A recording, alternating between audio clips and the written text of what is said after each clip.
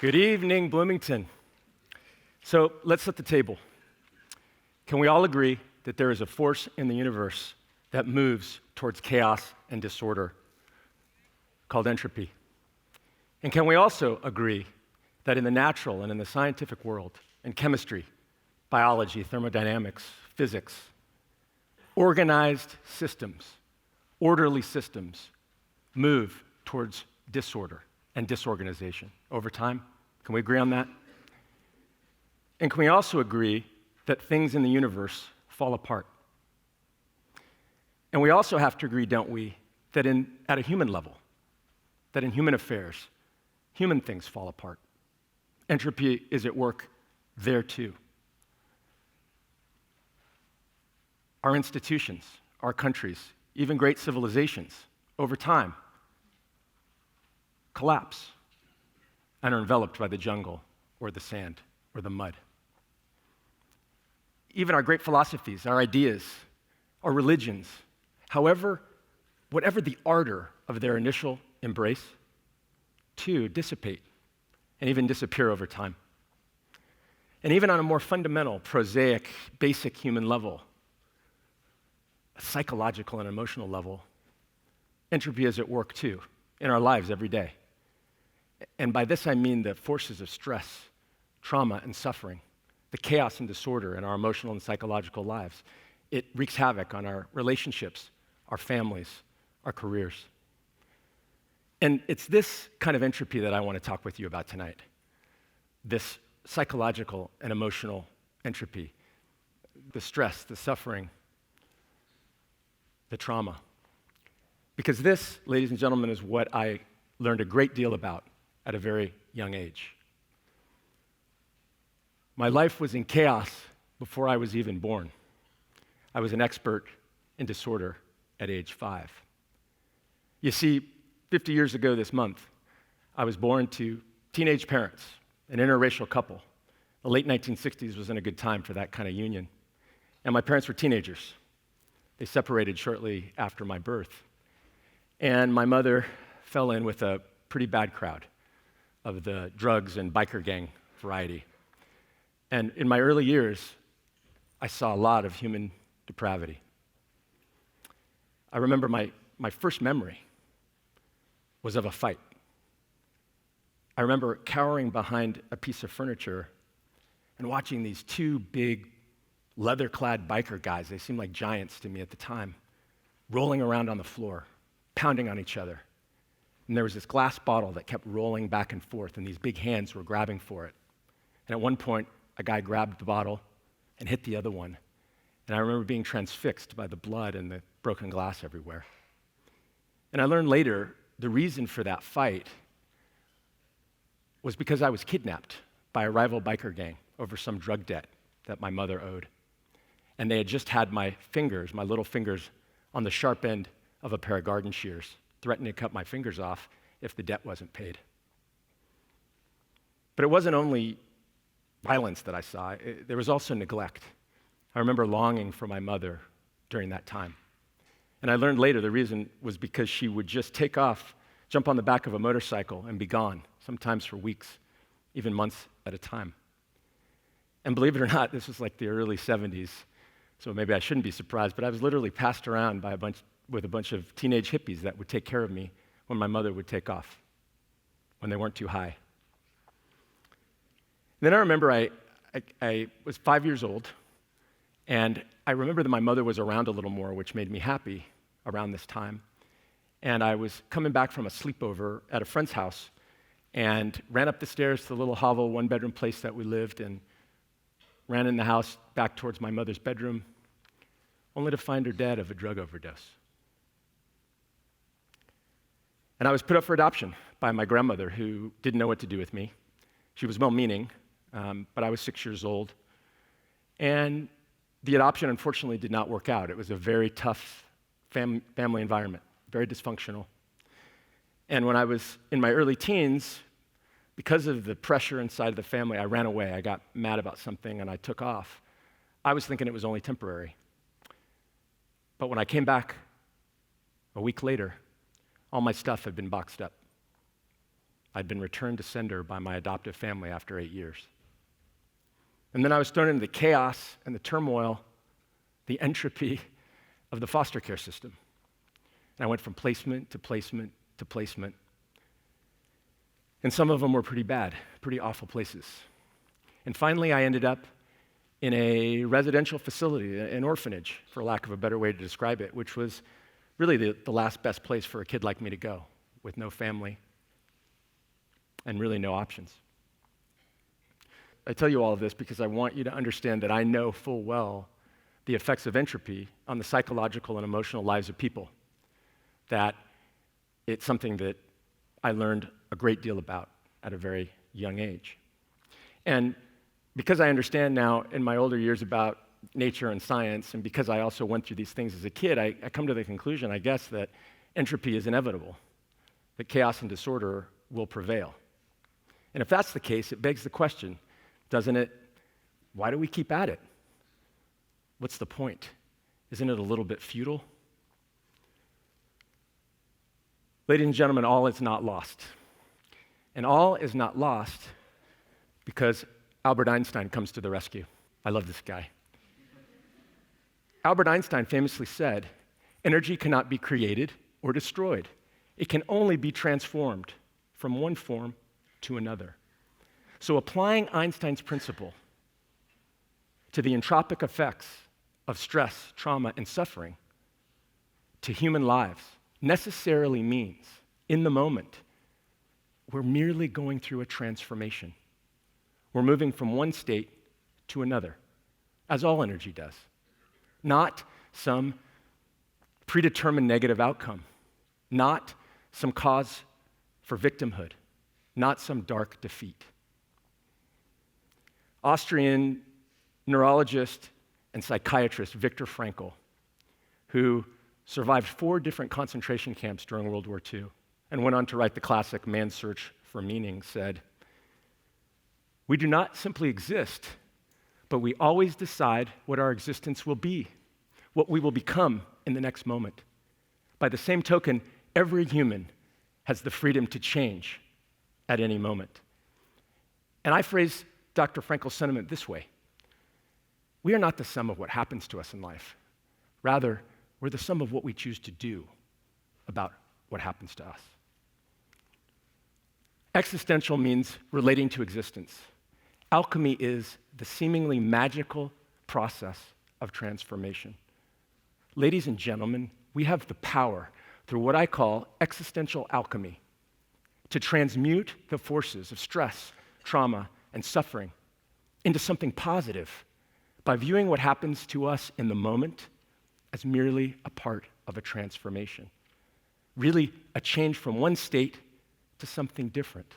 And whether we know it or not in the moment, whether we can see it or feel it, that something different is very often a better state than the one we were in before. So while we can't change the inevitability of entropy and the entropic forces of stress, trauma, and chaos in our suffering in our lives, and that it's going to happen, it's inevitable. We can, however, imbue what happens to us with meaning and harness it for good future outcomes.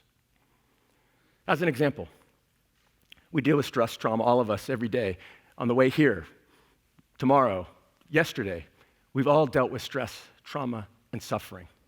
And it carves grooves and fissures into us, does it not? But instead of viewing those grooves and fissures of experience, of the stress, trauma, and suffering, as a slow march to defeat or some grinding down slowly to this dark fate, what if we look at it instead as a fine-tuning, a honing, that we're being better equipped for our journey, for our experience of this world? Viktor Frankl, I love this guy too. Between stimulus and response, there is a space. And in that space is our power to choose our response. And in our response lies our growth and our freedom. The power then is in our minds. It all starts with the recognition that I have the power to choose. Now, it may sound oversimplified, But I can tell you from my own life experience that when you make that recognition that you have power in the moment to decide how you're going to respond to stress, trauma, or suffering, you are on an empowered path to good, if not better, outcomes. I remember at age 13, I was sitting in a very awful foster care placement. Awful, like yellow nicotine stains on the walls, trash and cockroaches strewn throughout the house, cigarette burns on all the drapes and the sheets, that kind of awful. And I remember telling myself, I'm going to be okay if I can get through it. I'm going to be okay if I can just get through this time that I'm going through. I'm going to be okay. I'm going to get through it. And ladies and gentlemen, get through it I did, largely with the help of a really great school psychologist named Leslie Cooley, who I met when I was 7 years old. She kept track of me in my adoptive placement that was so difficult, through my time in foster care, and later in my time in the residential facility, the orphanage. And when I was 16, she became my foster parent. And when I was 18, she adopted me. And this is the baby picture that we sent out along with the adoption announcement to our friends and family. And I'm standing here now, and I'm a Berkeley-educated lawyer, a partner in a major international law firm. I was a Peace Corps volunteer in Ecuador doing social programs for women and children between undergrad and law school.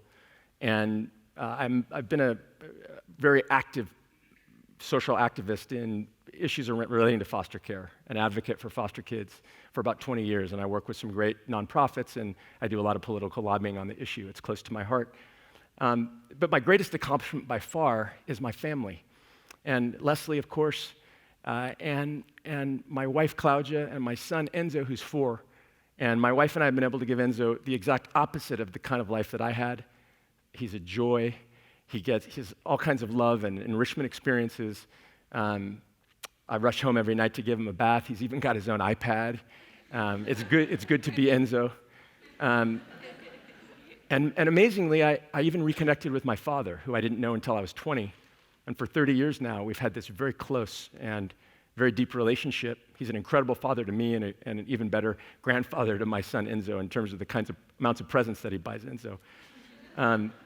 So I have this joy of family, this great life and joy of family now that, judging from the way it started, I never thought was possible, or at least it didn't look possible.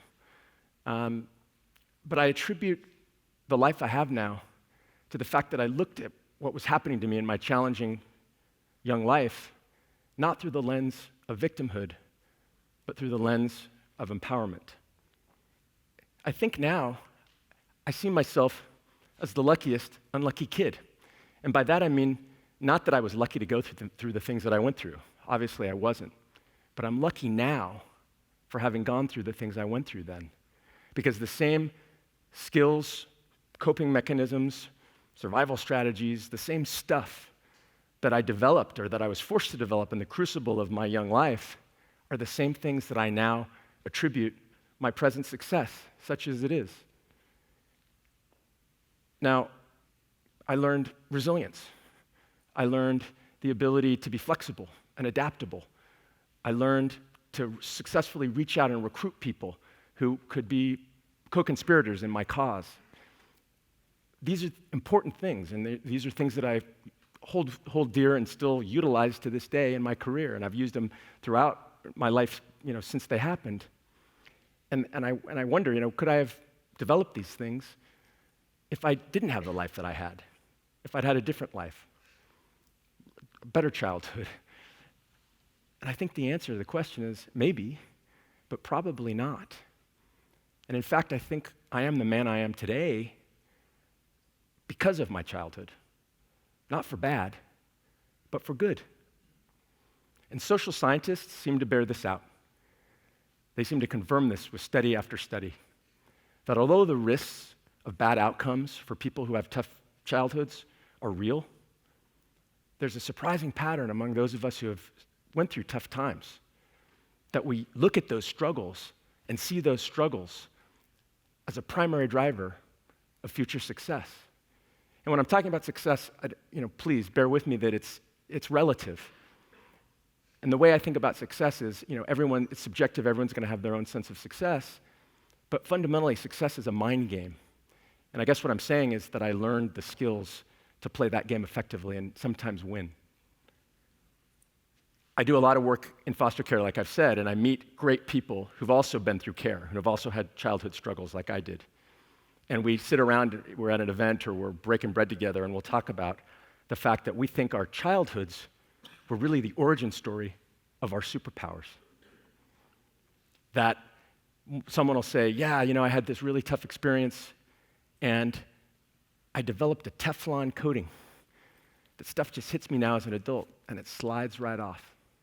Others say, yeah, now I'm an executive at a company, and I have all these people losing their minds, but I managed to stay cool and calm under pressure because of the hard-earned courage that I learned as a kid. Others will say, yeah, I don't know whether or not I would have had the drive to pursue excellence, that I would have gotten that rocket fuel of ambition had I not gone through what I've gone through.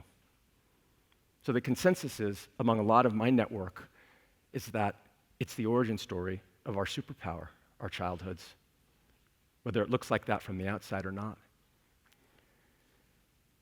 And I meet kids in care now in the work that I do that are still going through it.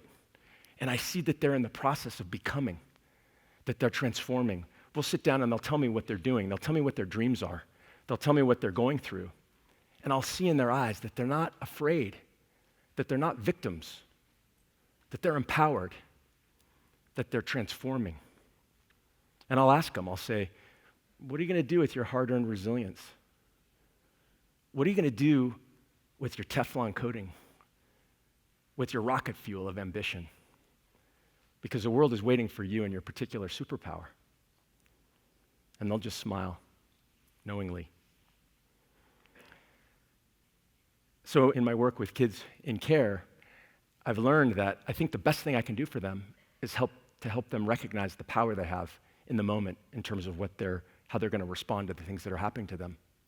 Because once they recognize that they have that power, they're able to understand their true power in everything and what they're truly capable of. And so it all starts with making the choice to recognize your own power in any given moment when faced with a traumatic or tough life event. And this is true for all of us. This is true for all of you. You don't have to have had a tough childhood or be in foster care to benefit from existential alchemy. We can all benefit from it. You just have to recognize your power in the moment. You have to utilize that space that Dr. Frankl so eloquently talked about, that space between stimulus and response, where your power and your growth and your freedom lie. So the next time an ostensibly negative thing is happening to you, will you remember this talk? Will you think about it, putting existential alchemy to work? It's pretty easy. All you have to do is tell yourself, I have the power to choose how this is going to affect me. You have to tell yourself, what is happening is only part of a transformation from one state to another, like Einstein said, like all energy does. And whether you can feel it in the moment, whether you know it, recognize it, see it, maybe it's too far off on the horizon and you don't see it, still tell yourself, because in my own life I know it's true, this thing that's happening to me and its resulting transformation may very well be the origin story of my future superpower.